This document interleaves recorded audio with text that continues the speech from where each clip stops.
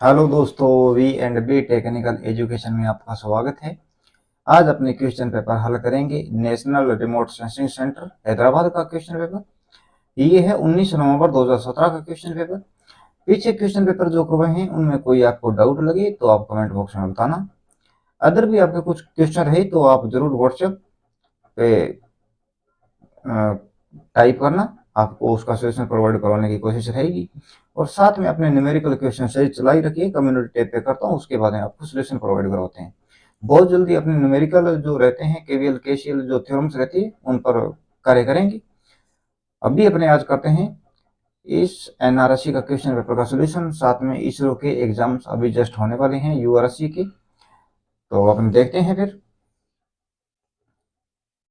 Videos को साथ में लाइक शेयर सब्सक्राइब कीजिए, अपने फ्रेंड्स के पास शेयर कीजिए। ओके, तो अभी देखते हैं क्वेश्चन पेपर।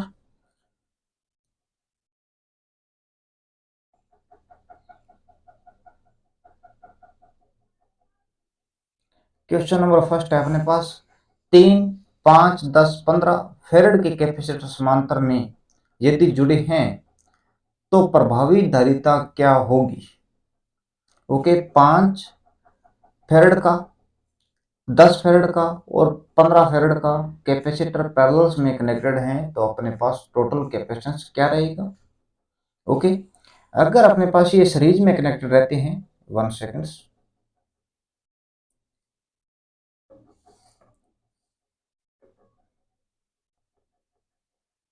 अगर अपने पास ये सीरीज में कनेक्टेड रहते हैं तो वोल्टेज देखें सीरीज सर्किट के अंदर, तो हर एक एलिमेंट पर उसके रेजिस्टेंस के हिसाब से वोल्टेज ड्रॉप रहता है। V1 प्लस V2 अपने दो यानी कि मानते हैं अगर दो रेजिस्टेंस लगे हुए हैं तो उन पर वोल्टेज ड्रॉप R1 रहेगा उसका V1 होगा, R2 रहेगा उसका V2 रहेगा। IT करंट की बात करें तो इसके अंदर करंट रहेगा I1 is equals to I2, यानी कि जो करंट फ्लो का पाथ रहता है वो ओनली सिंगल पाथ रहता है, उसके अंदर से करंट फ्लो करता है। ये तो नहीं है कि फ्लाई ओवर से करंट फ्लो करेगा और आपने यानी कि अलग अलग ब्रांच से भी करंट फ्लो कर सकता है, ऐसा नहीं होता। सिंगल ब्रांच है, उसके अंदर से करंट हर एक एलिमेंट के अंदर इक्वल करंट होगा।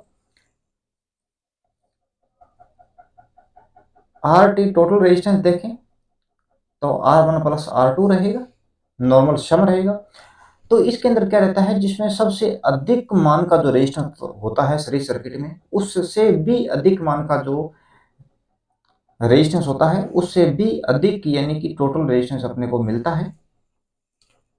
एल टी इंडक्टेंस की बात करें तो नॉर्मली L1 प्लस L2 करेंगे, लेकिन इसके अंदर म्यूचुअल इंडक्टेंस आता है। दो कॉइलों का जो परस्पर अपने पास म्यूचुअल इंडक्टेंस होता है, इसके लिए प्लस माइनस 2M लिखेंगे। L1 जो प्रथम कॉइल होगी उसका इंडक्टेंस, L2 जो सेकंड कॉइल होगी उसका इंडक्टेंस। ओके, M अपने पास म्यूचुअल इंडक्टेंस है, दोनों कॉइलों का जो कॉमन रहता है, और प्लस अपने सहयोगी स्वभाव का होगा, दोनों का एडिटिव पोलैरिटी का है तो प्लस करेंगे। सब्सक्राइब यानी कि जो विपरीत नेचर का है तो अपने माइनस करेंगे। ओके, टोटल कैपेसिटेंस की बात करें सी टी, तो 1 अपॉन में C T is equal to 1 upon में C1 प्लस 1 अपॉन में C2, और डायरेक्टली सी टी के अंदर लिखें तो 1 अपॉन में 1C1 प्लस 1 अपॉन में 1C2। सीरीज के अंदर रेजिस्टेंस, वोल्टेज, धारा, रेजिस्टेंस, इंडक्टेंस, कैपेसिटेंस देख लिया आपने। अभी जस्ट अपने देखेंगे पैरेलल सर्किट के लिए। पैरेलल्स के अंदर बात करें तो वोल्टेज जो रहती है हर एक एलिमेंट के ऊपर, जो घरेलू वायरिंग रहती है या पावर वायरिंग की बात करें तो वो सब वायरिंग पैरेलल्स में रहती है, क्योंकि हर एक जो उपकरण रहता है उसके ऊपर इक्वल वोल्टेज रहे उसके हिसाब से वो अपनी पावर लेते हैं। तो वोल्टेज की बात करें तो Vt is equal to V1 is equal to V2 रहता है, और पैरेलल ब्रांचेस हैं उसके अंदर, तो हर एक एलिमेंट का जो रेजिस्टेंस रहेगा, उपकरण का जो रेजिस्टेंस होता है उसके हिसाब से वो करंट लेते हैं, तो हर एक ब्रांच का अलग अलग करंट होगा। तो I T is equal to I1 is equal to I1 plus I2। Okay, R T की बात करें टोटल रेजिस्टेंस तो 1 अपॉन में R1 is equal to 1 upon में R1 प्लस 1 अपॉन में R2। डायरेक्ट अपने आर टी के अंदर लिखें तो ये रहेगा 1 अपॉन में 1R1 प्लस 1 अपॉन में 1R2। Okay, L T inductance याद करना चाहें तो इसके लिए फॉर्मूला लिखेंगे L1 plus 1 second L1 multiply L2 minus M square. M अपने पास म्यूचुअल इंडक्टेंस है, अपॉन में L1 plus L2 plus minus 2m। Okay, यहाँ पर L1 प्रथम कॉइल का इंडक्टेंस, L2 सेकंड कॉइल का इंडक्टेंस, m जो है म्यूचुअल है। अब यहाँ पर अपॉन में जो अपने प्लस लिखा है ये विपरीत नेचर का जब रहेगा इंडक्टेंस तो अपने प्लस लगाएंगे, अगर सहयोगी स्वभाव का है तो माइनस लगाएंगे। ओके, सी टी की बात करें टोटल कैपेसिटेंस तो C1 प्लस C2 रहेगा। कैपेसिटेंस पैरेलल में ऐड होने का रीजन रहता है, जो अपने पास कैपेसिटर होता है नॉर्मल, इसके अंदर जो इसका कैपेसिटेंस रहता है, जो प्लेट का जो क्षेत्रफल होता है उसके समानुपाती रहता है, जबकि जो बीच में इंसुलेशन या डाइलेक्ट्रिक जो मटेरियल होता है उसके इनवर्सली प्रोपोर्शनल। तो उस पैरेलल के अंदर जो इंसुलेशन रहता है उसकी तो सेम रहता है, लेकिन प्लेट का जो क्षेत्रफल होता है वो बढ़ जाता है, इसीलिए कैपेसिटेंस की वैल्यू बढ़ेगी। तो जस्ट क्वेश्चन का सोल्यूशन देखते हैं अपने। 5 10 15 है तो 5 10 15 और तो अपने पास 30 फेराड का टोटल कैपेसिटेंस देखने को मिलेगा। शायद आपको किसी प्रकार का डाउट नहीं होगा। क्वेश्चन का आंसर रहेगा डी। XLPE क्या है, व्हाट इज XLPE? तो ये रहता है क्रॉस लिंक्ड पॉलीएथिलीन केबल होती है अपने पास। ओके, अगर अंडरग्राउंड केबल के अंदर कंस्ट्रक्शन की बात आ जाए तो उसके अंदर कंस्ट्रक्शन में कोड आते हैं। क्रॉस लिंक्ड पॉलीएथिलीन के लिए अपने पास रहता है कोड 2X, पीवीसी के लिए रहता है Y, और एल्यूमिनियम के लिए रहता है अपने पास A। सिंगल राउंडेड आर्मरिंग की बात करें तो इसके लिए रहता है W, और ड्यूल राउंडेड आर्मरिंग की बात करें तो WW रहता है। सिंगल स्टील स्ट्रिप की बात करें स्ट्रिपिंग तो इसके लिए कोड रहता है F, और ड्यूल स्टील स्ट्रिपिंग की बात करें तो कोड रहता है अपने पास FF। ओके, देखते हैं question number next. Question number 3 अपने पास है MCCB क्या है, व्हाट इज MCCB? तो MCCB रहता है अपने पास मोल्डेड के सर्किट ब्रेकर। एक सर्किट ब्रेकर होता है, जिस प्रकार अपने OCB रहते हैं, ACB रहता है, ABCB रहता है, MCB होता है, उसी प्रकार MCCB रहता है। ये MCB का कुछ MCB जो जिस करंट रेटिंग कार्य करती है उससे अधिक करंट रेटिंग के लिए इसे डिजाइन किया जाता है। ओके, तो क्वेश्चन का आंसर रहेगा अपने पास सी, मोल्डेड के सर्किट ब्रेकर रहता है। ACB का फुल फॉर्म होता है air blast circuit breaker. Maximum 660 voltage तक वर्क करती है और 160 एम्पियर अपने पास धारा क्षमता होती है। ओके, इसके अंदर जो आरफ बुझाने के लिए अपने लेते हैं एटमॉस्फेरिक जो एयर रहती है वही होती है, किसी प्रकार से कंप्रेसिबल नहीं किया जाता। ओके, सेम एयर रहती है, न इसको सुखाया जाता है। नॉर्मल एटमॉस्फेरिक जो एयर होती है इसी को यूज में लेते हैं ACB के अंदर। OCB जो रहती है A ग्रेड का ऑयल यूज में लिया जाता है। 11 kV से लेकर 110 kV के लिए यूज कर सकते हैं। 1200 एम्पियर्स तक वर्क करता है। 100 हर्ट्ज की फ्रिक्वेंसी तक वर्क कर सकता है।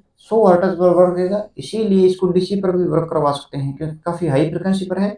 DC के अंदर अपने पास फ्रिक्वेंसी रहती है 0, तो DC पर भी वर्क करता है।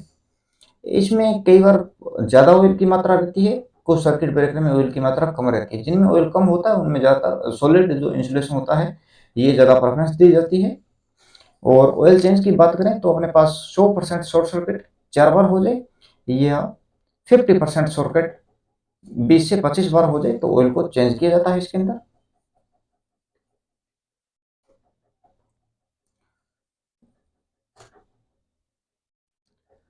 ABCB air blast circuit breaker 11 kV से लेकर 1100 kV के लिए यूज में लिया जाता है। MCB मिनिएचर सर्किट ब्रेकर, इसको 440 वोल्टेज और 64 एम्पियर्स तक यूज में लिया जाता है। थर्मल एंड मैग्नेटिक प्रोटेक्शन रहती है दोनों।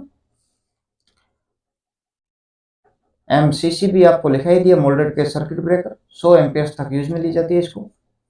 VCB रहती है वैक्यूम सर्किट ब्रेकर, वैक्यूम के कारण जो इसके अंदर अलग अलग मटेरियल यूज किया गया है, एयर यूज किया गया है, एयर ब्लास्ट है, मिनिएचर सर्किट ब्रेकर है, वीसीबी आ गया, वैक्यूम को यूज करें। ये अलग अलग तरीके हैं जिनके द्वारा जो कॉन्टैक्ट्स को जोड़ते या खोलते टाइम जो आर्क का उत्पादन होता है उसका शमन करने के लिए अलग अलग माध्यम को यूज में लेते हैं अपने। इसके अंदर वैक्यूम रहता है, वैक्यूम का आपको पता होगा ना कंडक्शन करता है ना कुछ हो, तो इसीलिए इसको 33 केवी तक यूज में लिया जाता है। लो मेंटेनेंस रिक्वायर्ड रहता है। करंट चॉपिंग इसका मेन दोस्त मानते हैं। करंट चॉपिंग या तो वीसीबी या एबीसीबी के अंदर रहता है। SF6 सल्फर हेक्साफ्लोराइड की बात करें तो इसके अंदर जब यूज होती है SF2 और SF4 के अंदर इसका विघटन होता है और इसे यूज किया जाता है 36 केवी से लेकर 765 केवी तक मैक्सिमम यूज करते हैं इसको। और ELC भी रहता है, अर्थ लीकेज सर्किट ब्रेकर। उदासीन धारा और जो लाइन धारा होती है इसके सदिश योग के सिद्धांत पर कार्य करता है। जब तक इसका मान 0 के इक्वल रहेगा तो कार्य नहीं करती, नॉर्मल कंडीशन में वर्क करती रहती है। जैसे ही इसके अंदर डिफरेंस पैदा होता है सर्किट को ट्रिप करवा देती है। मिनिमम जो 100 एम्पियर करंट के ऊपर ट्रिप करवा सकती है, 100 मिली एम्पियर। ओके। ELCB के कुछ मॉडिफाइड रूप हैं, वो रहता है RCCB और RCD, residual current circuit breaker, residual current device. Okay, तो फुल फॉर्म याद रख लेना, बाकी जो थोड़ा मोटा बताया आपको वो भी याद रखना। ओके। क्वेश्चन 3 का आंसर रहेगा अपने पास सी। सामान्यतः लेड एसिड बैटरी के प्रति सेल का वोल्टेज क्या रहता है? तो जो लेड एसिड अपने पास बैटरी रहती है वोल्टेज 2.1 वोल्टेज होता है। एसिड जो यूज में करेंगे H2SO4 रहता है, sulphuric acid.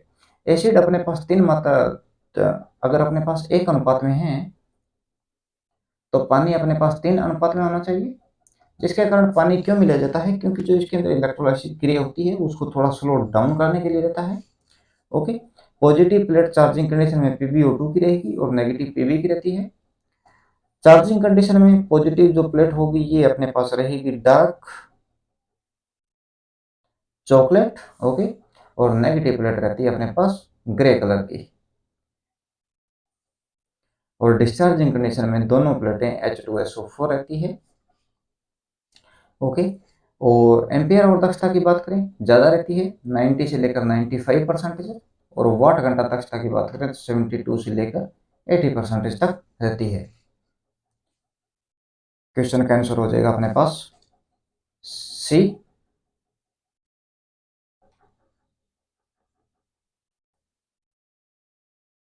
Question number 5, SPV cell क्या है? What is SPV cell? तो SPV सेल होता है solar photovoltaic cell. Option number D होगा। इसे सिलिकॉन के द्वारा मैन्युफैक्चर करते हैं तो 12% एफिशिएंसी होगी।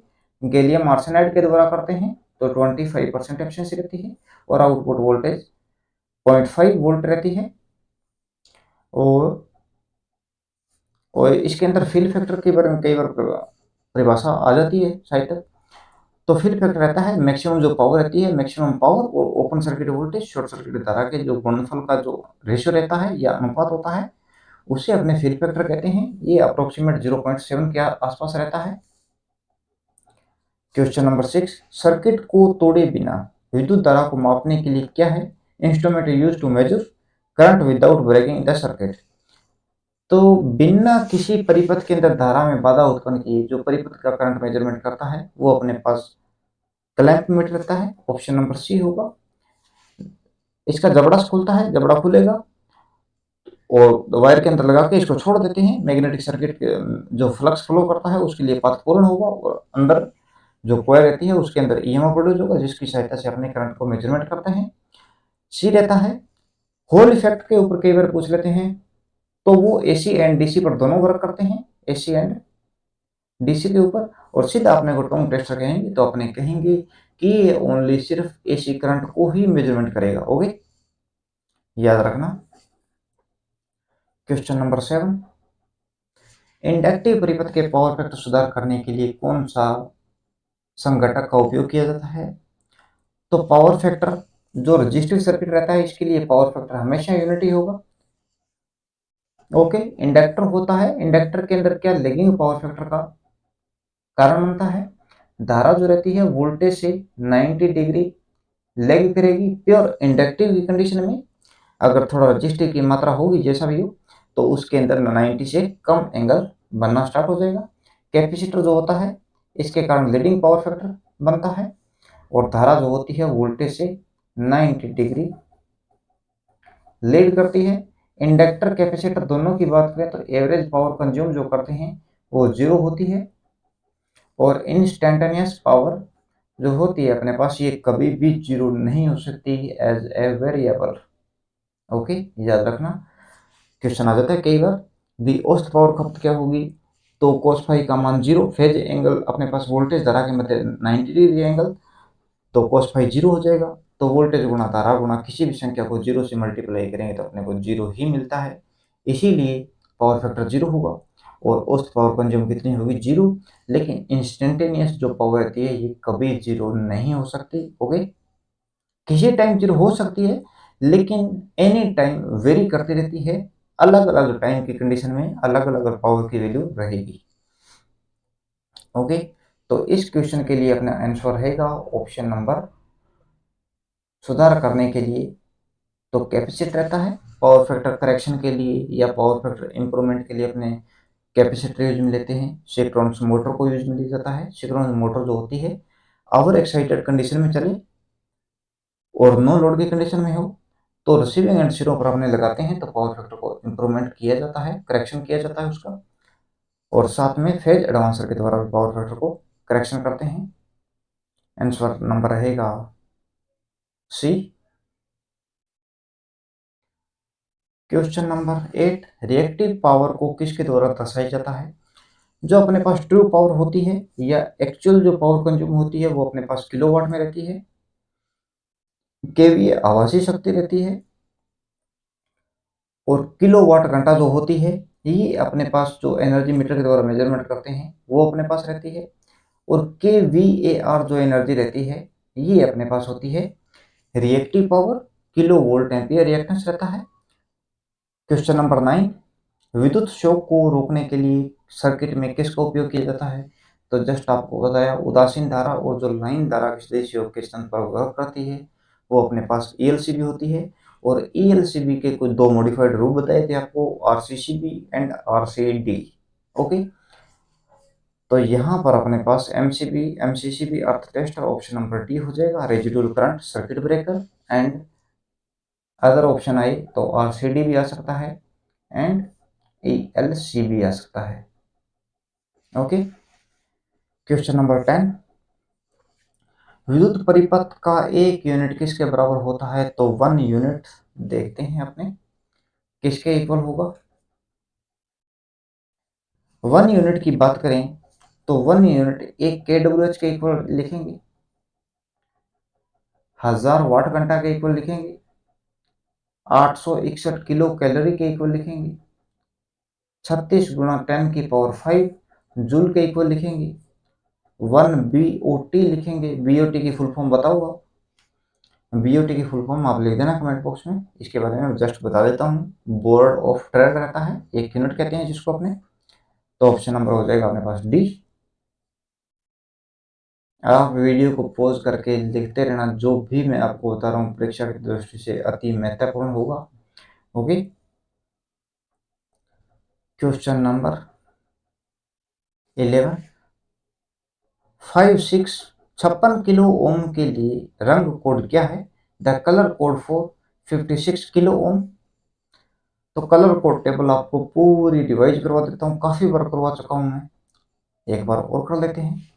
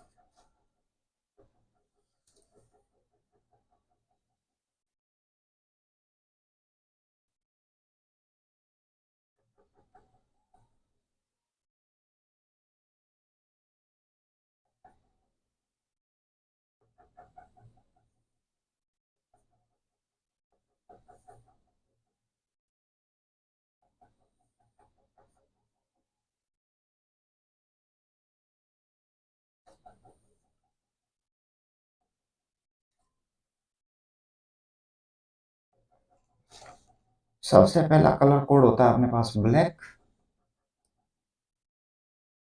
Brown, red, orange, yellow, green, BBROY GB, blue, BBROYGBV, violet यानी कि बैंगनी colour, BBROYGBV, G, grey, white, चैतन्य,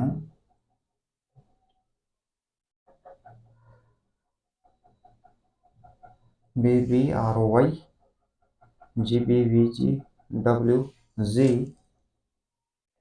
गोल्ड, थोड़ा सा इसको जूम इन कर लेते हैं अपने, गोल्ड के बाद में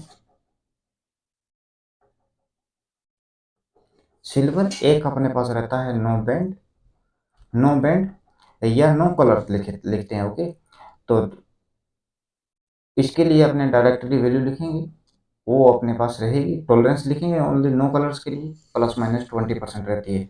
बाकी इसका सोल्यूशन देखते हैं अपने चार। अब एक चीज आप लिखो जस्ट कि अपने पास 4 लेयर का अगर रेजिस्टेंस होगा तो इसके अंदर स्टार्टिंग के जो 2 अंक होंगे, तो स्टार्टिंग के जो 2 अंक होंगे ये ओनली सिर्फ अंक को शो करेंगे। तीसरा जो होगा ये मल्टीप्लाई रहेगा, मल्टीप्लाई रहेगा। और 4 नंबर जो होगा अपने पास ये टॉलरेंस को शो करता है कि यानी कि निश्चित टेम्परेचर के अंदर यूज करने पर इसके मान में कितना वेरिएशन हो सकता है वो शो करेगा। अगर 5 लेयर का है तो स्टार्टिंग के जो 3 अंक होंगे वो अपने को ओनली सिर्फ अंक शो करेंगे, 4 नंबर का मल्टीप्लायर होगा और 5 नंबर का रहेगा टॉलरेंस, वो अपने सारी इसके अंदर लिखेंगे जस्ट। तो ब्लैक के लिए 0 रहेगा, ब्राउन के लिए 1, रेड के लिए 3, ऑरेंज के लिए 3, येलो के लिए 4, ग्रीन के लिए 5, ब्लू के लिए 6, येलो वॉयलेट के लिए 7 और ग्रे के लिए 8 और व्हाइट के लिए 9 और बाकी gold, silver and no colours के लिए कुछ नहीं रहता। ओके, और ये जो आपको मैंने बताया है ये जस्ट 4 लेयर का है तो 2 अंक यूज करने हैं स्टार्टिंग में, 5 लेयर का है तो स्टार्टिंग के अंदर 3 अंक की ये सेम वैल्यूज लिखनी है कलर के हिसाब से। अब लिखते हैं 4 लेयर के अंदर तीसरी लेयर के लिए और 5 लेयर का रेजिस्टेंस होगा उसके लिए चौथी लेयर के लिए अपने वैल्यू लिखते हैं। तो ब्लैक के लिए रहेगा 10⁻0 और ब्राउन के लिए 10⁻1, रेड के लिए 10⁻2, ऑरेंज के लिए 10⁻3 और येलो के लिए 10⁻4 और ग्रीन के लिए 10⁻5, ब्लू के लिए 10⁻6 और वो बैंगनी कलर के लिए 10⁻7, ग्रे कलर के लिए 10⁻8 और व्हाइट के लिए 10⁻9। ओके, अब लिख रहा हूँ वैल्यू जो 4 लेयर का रेजिस्टेंस होगा उसके अंदर चौथी लेयर के लिए और 5 लेयर का रहेगा उसके अंदर 5 लेयर की वैल्यू। तो गोल्ड कलर होगा टॉलरेंस रहेगी ±5%, सिल्वर कलर के लिए टॉलरेंस होगी ±10% और जो नो कलर रहेगा उसके लिए टॉलरेंस लिखो ±20%, व्हाइट के लिए टॉलरेंस ±10%, ब्लैक के लिए टॉलरेंस ±20% और ब्राउन के लिए टॉलरेंस +1%, रेड के लिए टॉलरेंस +2%, ऑरेंज के लिए टॉलरेंस +3%, येलो के लिए टॉलरेंस +0%। अगर टॉलरेंस लेयर की बात करें तो सबसे ज़्यादा टॉलरेंस जो सेंसिटिव होता है वो येलो कलर का माना जाता है। तो यानी कि जो जिस रेजिस्टेंस के अंदर टॉलरेंस की लेयर अपने पास येलो कलर की होगी उसके अंदर रेजिस्टेंस के मान में वेरिएशन नहीं करेगा, वो रेजिस्टेंस सेम वैल्यू के ऊपर वो कार्यरत रहेगा। ग्रीन के लिए टॉलरेंस ±0.5%, ब्लू कलर के लिए टॉलरेंस 0.25%, बैंगनी कलर के लिए टॉलरेंस ±0.1% और जो ग्रे कलर है इसके लिए टॉलरेंस 0.05%। ओके, याद करना जस्ट आप। वेरी मोस्ट इम्पोर्टेंट, कोई क्वेश्चन नहीं बचेगा इस टॉपिक इससे अपने। तो 56F5 अपने ग्रीन के लिए यूज करते हैं। तो ऑप्शन नंबर पहली लेयर देखते ही अपने क्वेश्चन का आंसर मिल गया, ग्रीन। 6 रहेगा ब्लू के लिए रहेगा, और जो नारंगी कलर है, ऑरेंज कलर, इसकी अगर नॉर्मली बात करें अपने तो मल्टीप्लायर, मल्टीप्लायर इसके अंदर 4 नंबर पर आएगा, 4 नंबर का है, यानी कि 3 रहेगा अंक। टॉलरेंस जो मल्टीप्लायर होगा 10⁻³ रहेगी, और टॉलरेंस जो होगी अपने पास ब्लैक के लिए ±20, ब्राउन के लिए 1%, रेड के लिए 2%, और ऑरेंज के लिए 10% रहेगा। ओके, टॉलरेंस होता तो 10% रहता, अभी 10⁻³ है ऑरेंज के लिए, हो गया। तो पीले कलर के लिए देखते हैं सबसे पहले BBROY, यानी कि 4, 4। बैंगनी कलर BBROYGBV 8, यानी कि 7, 4, 7। और नारंगी कलर के लिए मल्टीप्लायर की बात करें तो भी रह जाएगा 10⁻³ ± टॉलरेंस अपने इसके अंदर दी नहीं हुई है। ब्राउन के लिए 2, ब्लैक के लिए 0, और यहाँ पर जो मल्टीप्लायर है इसकी 10⁻² रहेगा। नारंगी के लिए 3, ब्लू के लिए BBROYGB यानी कि 6 रहेगा, 3, 6। और ग्रीन के लिए अपने पास जो होगा 10⁻5, और टॉलरेंस ग्रीन के लिए लिखो तो ±0.5%। क्वेश्चन नंबर देखते हैं, 11 का हो जाएगा क्वेश्चन का आंसर सी अपने पास। सिलिकॉन डायोड अगर का वोल्टेज ड्रॉप लगभग कितना होता है, फॉरवर्ड जो वोल्टेज ड्रॉप रहता है सिलिकॉन डायोड के लिए अपने लेते हैं 0.7 वोल्टेज। ये अपने पास जर्मेनियम डायोड के लिए रहता है। ओके, जर्मेनियम 0 डिग्री केल्विन पर बात करें तो इसका फॉरबिडन एनर्जी गैप या जो चालन गैप रहता है ये 1.21 इलेक्ट्रॉन वोल्ट होता है। 300 डिग्री केल्विन के लिए लिखें तो ये 1.12 रहता है इलेक्ट्रॉन वोल्ट। जर्मेनियम में 0 डिग्री केल्विन के लिए फॉरबिडन एनर्जी गैप होता है 0.78 इलेक्ट्रॉन वोल्ट, और 300 डिग्री केल्विन के लिए रहता है अपने पास 0.72 इलेक्ट्रॉन वोल्ट। ओके, और सिलिकॉन के लिए electron mobility and hole mobility दोनों एक साथ बताऊंगा, जिसमें आपको याद करने में आसानी रहेगी। सिलिकॉन के लिए 1300-500 सेमी वोल्ट पर सेकंड मोबिलिटी की जो इकाई रहती है सेमी वोल्ट पर सेकंड रहती है, वोल्ट सेकंड रहती है। और जो अपने पास जर्मेनियम होता है 3800-1800 सेमी, गैलियम आर्सेनाइड के लिए 5500-1400 सेमी वोल्ट पर सेकंड। ओके, क्वेश्चन मैंने बाकी जो पीछे करवा रखे हैं उनके अंदर डीपली से लिखवाया है मैंने, ये आपको जस्ट सुनाई ये तो नहीं हो सकता है सुनाई ना दे, लिख लेना आप। एक आरसी परिपथ के अंदर कैपेसिटर 1 माइक्रोफेराड का है, रेजिस्टेंस 1 किलो ओम का है, तो टाइम कांस्टेंट क्या होगा? अगर अपने पास आर और एल परिपथ है तो time constant L divide by R होगा। टाइम कांस्टेंट आर और सी अपने पास सर्किट है तो उसके लिए time constant R multiply C रहेगा। अब इंडक्टर जो सर्किट होता है इसके अंदर इंडक्टेंस की वैल्यू बढ़ेगी तो टाइम कांस्टेंट बढ़ेगा, अगर रेजिस्टेंस बढ़ेगा तो टाइम कांस्टेंट कम होगा। अगर पैरेलल के आर और सी का है तो उसके अंदर रेजिस्टेंस बढ़े या कैपेसिटेंस बढ़े, दोनों कंडीशन के अंदर ही टाइम कांस्टेंट की वैल्यू बढ़ेगी। तो यहाँ पर 1 माइक्रोफेराड और 1 किलो ओम, तो लिखते हैं 1 गुणा 10⁻⁻6 1 किलो, तो 1 गुणा 10⁻³ तो 3 से यहाँ पर 10⁻³ बच जाएगा, 10⁻³ तो यानी कि 1 मिली सेकेंड कहेंगे, ऑप्शन नंबर सी हो जाएगा। नोट करते रहना अभी वीडियो को पॉज कर करके।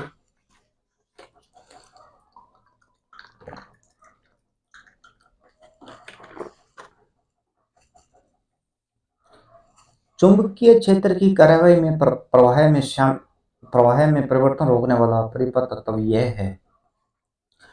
तो जो चुंबकीय परिपथ की बात करें, जो चुंबकीय फ्लक्स को स्थापित करता है, इंडक्टर रहता है जो पावर फैक्टर को लेगिंग कंडीशन में लेके जाता है, धारा वोल्टेज से प्योर कंडीशन में 90 डिग्री से लेग करती है, पावर औसत पावर कंजप्शन 0 होती है, इंस्टेंटेनियस पावर हमेशा वेरिएबल होती है। तो ऑप्शन नंबर सी कर देंगे डायरेक्टली। क्वेश्चन नंबर 15, एक 100 ओम प्रतिरोधक को अपने टर्मिनलों के बीच 20 वोल्टेज का सामना करने के लिए कितनी क्षमता का होना चाहिए? 20 वोल्टेज है, 100 ओम का रेजिस्टेंस है। अगर रेजिस्टेंस मैन्युफैक्चर कर रहे हैं तो ये कितने वाटेज क्षमता इसके ऊपर निर्धारित लिखेंगे, मतलब आप ऐसे बता दो। ओके, तो इसको लिखते हैं प्री चक्र के बारे में। चलो बता देता हूँ। प्री चक्र के अंदर पावर के लिए फॉर्मूला लिखेंगे तो वोल्टेज गुणा धारा होगा। ओके, या वी स्क्वायर अपन में आर रहेगा पावर के लिए, या आई स्क्वायर आर होगा पावर के लिए, या यहाँ पर वी स्क्वायर गुणा जी रहेगा। ओके, जी अपने पास कंडक्टेंस है, और यहाँ पर आई स्क्वायर अपॉन में जी रहेगा। पावर ज्ञात कर सकते हैं इन फॉर्मूलों के द्वारा। ओके, अभी आप धारा के लिए लिखो तो power up 1 second, voltage upon में रेजिस्टेंस के द्वारा, पावर अपॉन में वोल्टेज के द्वारा, और फिर को इधर तो पावर अपॉन में रेजिस्टेंस, और स्क्वायर हटाएंगे तो अंडर रूट। ओके, ये फॉर्मूला रहेगा। ये आपने V गुणा V मल्टीप्लाई जी के द्वारा धारा ज्ञात कर सकते हैं। ये आपने P गुणा जी की अंडर रूट में लिखकर पावर ज्ञात कर सकते हैं। ओके, हाथों हाथ नोट करते रहना, किसी प्रकार से डाउट हो तो बताना आप। रेजिस्टेंस की बात करें तो रेजिस्टेंस अपने V अपॉन में आई के द्वारा ज्ञात कर सकते हैं, या वी स्क्वायर अपॉन में पी के द्वारा रेजिस्टेंस ज्ञात करेंगे, या पावर अपॉन में आई स्क्वायर के द्वारा रेजिस्टेंस ज्ञात करेंगे। ओके, वोल्टेज के लिए फॉर्मूला लिखते हैं, वोल्टेज इज इक्वल टू, तो आई गुणा आर के द्वारा अपने वोल्टेज ज्ञात कर सकते हैं, पावर अपॉन में धारा के द्वारा,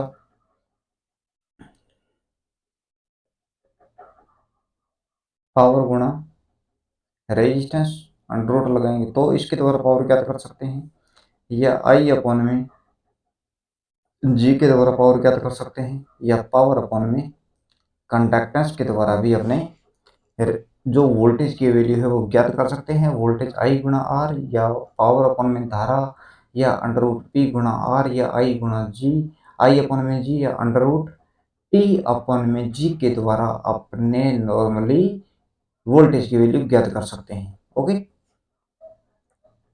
तो क्वेश्चन के अंदर अपने को दे रखा है वोल्टेज है, रेजिस्टेंस है, पावर ज्ञात करनी है, तो power is equal to formula होगा अपने पास वी स्क्वायर अपन में आर, तो वोल्टेज का स्क्वायर हो जाएगा 20 गुणा 20 तो 400 अपन में 100, तो 4 वाट का अपने पास रेजिस्टेंस पर वैल्यू अंकित करेंगे, 4 वाट तक वर्क करेगा ये। बीजेटी में सबसे छोटा क्षेत्र किसका होता है? लिखो, बीजेटी जो अपने पास होती है बाइपोलर जंक्शन ट्रांजिस्टर, इसके अंदर सबसे ज्यादा डोपन लिखते हैं सबसे पहले। डोपन यानी कि जो अशुद्धि मिलाते हैं, ट्रिवलेंट या पेंटावलेंट। ट्रिवलेंट के द्वारा पी टाइप और पेंटावलेंट के द्वारा एन टाइप मटेरियल प्राप्त होता है। जो अपने पास सेमीकंडक्टर मटेरियल होते हैं, जर्मेनियम सिलिकॉन जिस प्रकार होते हैं, तो इसके अंदर जो आउटर लेयर की बात करें या लोअर ऑर्बिट की बात करें तो वो ऑर्बिट अपने पास वैलेंस बैंड रहता है, और वैलेंस बैंड के अंदर एक इलेक्ट्रॉन है तो कंडक्टर होगा, 4 हैं तो सेमीकंडक्टर, 8 हैं तो इंसुलेटर मटेरियल होगा अपने पास। ओके, तो जिनके अंदर वैलेंस बैंड के अंदर आउटर ऑर्बिट की बात करें या लोअर ऑर्बिट की बात करें तो उसके अंदर जिनके अंदर 4 इलेक्ट्रॉन होते हैं उन्हें अपने कहते हैं सेमीकंडक्टर मटेरियल। उन सेमीकंडक्टर मटेरियल के अंदर ट्रिवेलेंट वो मटेरियल होते हैं जिनकी आउटर ऑर्बिट या लोअर ऑर्बिट के अंदर 3 इलेक्ट्रॉन रहते हैं, पेंटावलेंट के अंदर 5 रहते हैं। उन मटेरियल को बिना मिलाने से ट्रिवेलेंट मिलाएंगे तो पी मटेरियल, और पेंटावलेंट बनाने से एन टाइप मटेरियल प्राप्त होता है।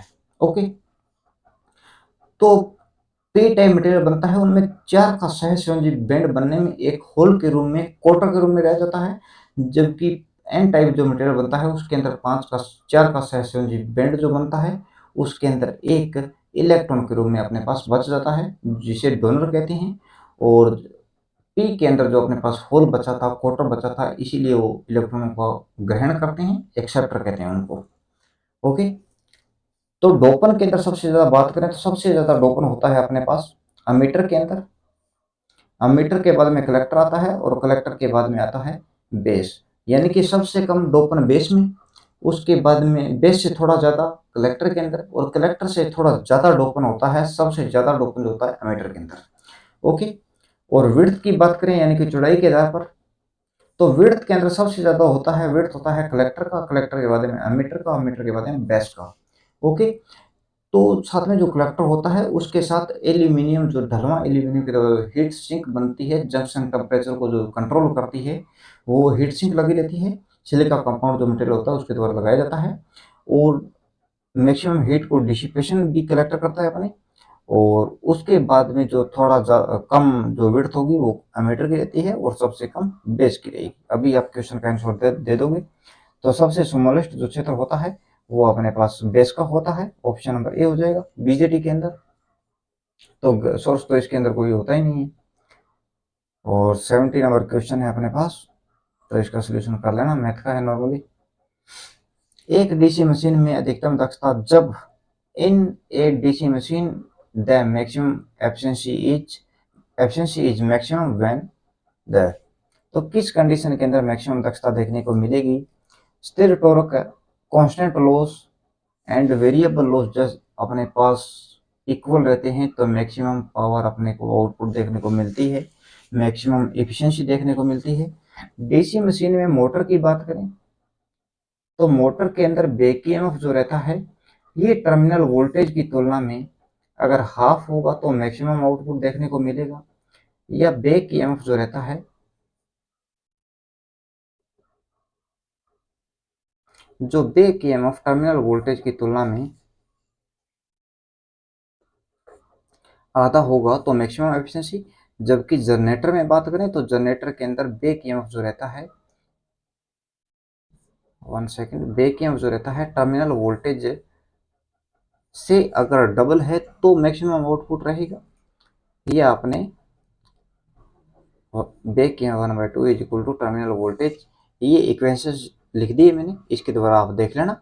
मोटर के अंदर बैक ईएमएफ हाफ होगा टर्मिनल वोल्टेज की तुलना में तो मैक्सिमम आउटपुट, या जनरेटर में बात करें तो बैक ईएमएफ जो रहता है वो टर्मिनल वोल्टेज से डबल होगा तो मैक्सिमम आउटपुट देखने को मिलेगा। ओके। क्वेश्चन नंबर, एक आरएलसी श्रृंखला अनुनाद में अनुनादी आवृत्ति पर क्या होता है? In a L C series resonance circuit at resonant frequency, तो रेजोनेंट कंडीशन के अंदर क्या होता है, इंडक्टिव जो रिएक्टेंस रहता है एक्सएल एक्स सी के इक्वल होता है, इसीलिए सीरीज सर्किट के अंदर धारा तो इक्वल होगी।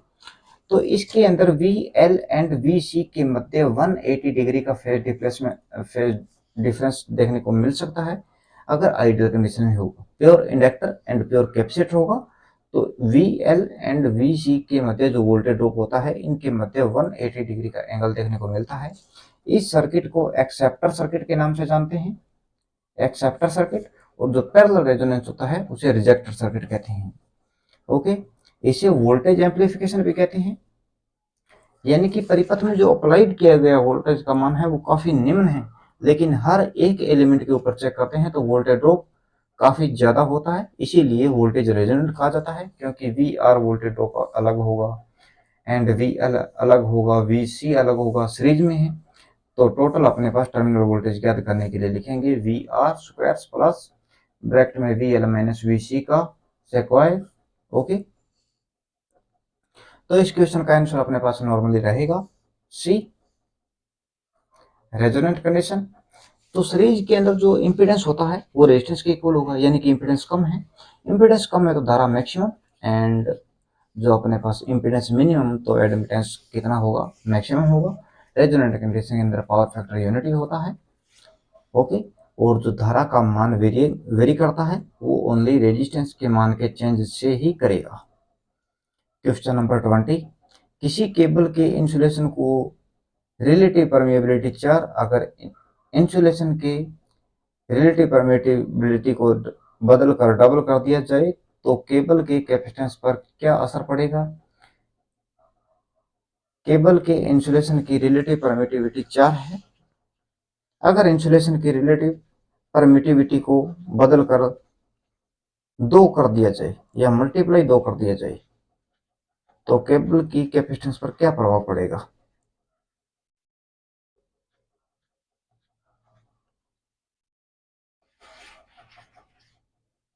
कैपेसिटेंस के लिए नॉर्मली फॉर्मूला लिखते हैं E naught E r area is upon में डी स्क्वायर। जो कैपेसिटेंस होता है ये प्लेट के क्षेत्रफल के समानुपाती एंड बीच की दूरी के इनवर्सली प्रोपोर्शनल होता है एंड विद्युतशीलता पर भी डिपेंड करता है।